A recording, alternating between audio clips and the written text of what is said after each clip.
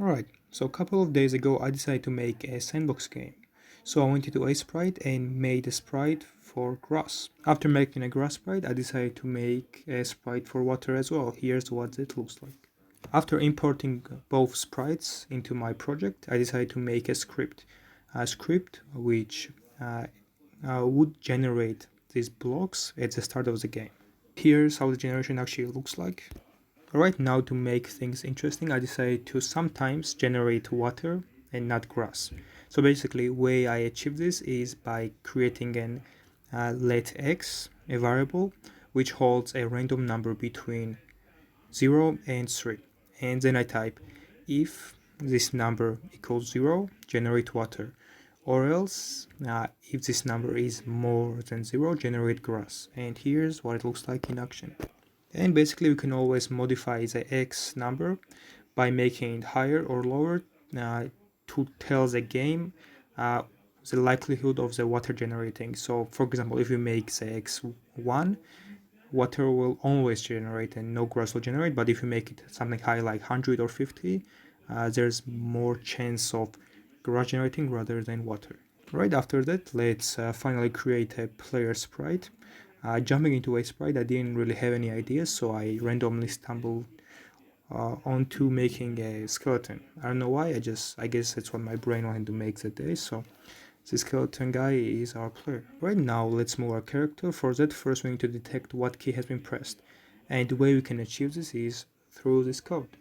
Right now I'm going to press WASD, and the game should tell us if the left, up, down, and right side has been pressed. Okay, before implementing the player movement, let's make inventory slots. Here are the inventory slots I made in Sprite, and after some time I programmed in the necessary script for the game to allow us to scroll through the inventory slots with 1, 2, 3, 4, 5, any of the keys, or we can select a specific inventory slot by clicking on it as well.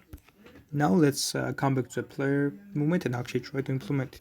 Okay, let's try this. This is not exactly right. Alright, and finally I got the player movement working as well.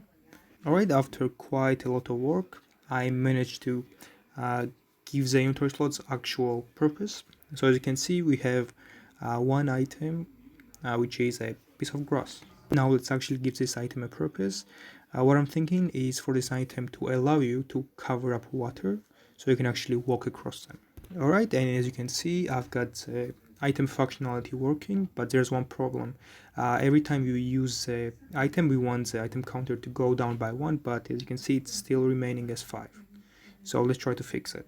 Alright, and after some amazing programming skills, I got everything working without any kind of a problem. Now we can use items, and they also run out, and yes, very nice. Alright, and now let's actually make it so the player can't walk on water, so that people can get him mixed up with another famous guy. The way we can achieve this is by doing the following. First, we detect which way the player is going. Let's say he's moving to the right, so we detect when he presses D. After that, we move him to the right by 137 pixel, but if he touches water, so if the collision happens, we move him backwards with also 137 pixel. So the effect it gives us is seamless. Alright, now that the water is working perfectly fine, let's make a tree. I came up with this. I'm quite happy with this sprite texture actually. Coming back to the project, I tried to implement the trees, but I kept on running into different types of problems and eventually I gave up. And then this happened. And at last, here we are. This is all I was able to make. I thank you very much for watching, and I wish you the most amazing day.